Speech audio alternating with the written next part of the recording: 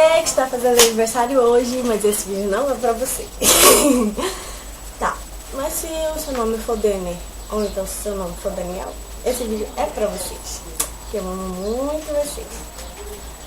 Bem, eu já falei o que eu vou falar nesse vídeo, então tá. Sabe quando você conhece duas pessoas que você acha que não tem juízo? E você confirma isso? É o meu caso. Bem, Denner e Daniel, eles foram apresentados pra mim por telefone e por Facebook. E infelizmente essa realidade ainda não mudou. A gente só se conhece por telefone e por Facebook. Mas nada me impede de amar eles muito, como eu amo. Então tá. A amizade de vocês pra mim é muito especial.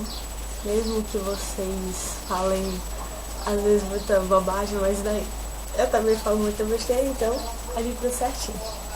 Mas, bem, eu vou falar como é Daniel e como é Denner. Não, eu vou falar como é o Papo e como é a Xuxa. Nossa, que burrice, ignora isso.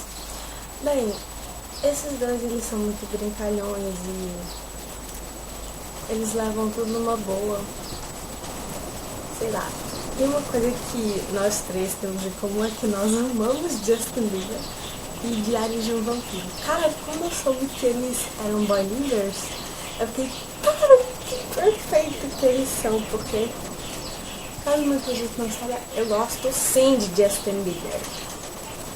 E eu também amo Diário de um Vampiro. Bem, mas eu não estou aqui pra falar do que eu gosto, mas sim de quem eu gosto.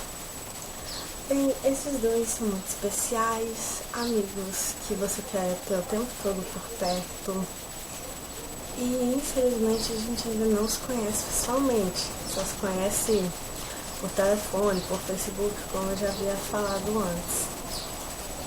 E eu quero muito conhecer eles, mas infelizmente isso ainda não foi possível. Mas como ainda não posso dar parabéns para vocês pessoalmente, estou fazendo esse vídeo. Parabéns para vocês. Desejo muitos anos de vida e espero que algum dia a gente possa sair e comemorar esse aniversário juntos.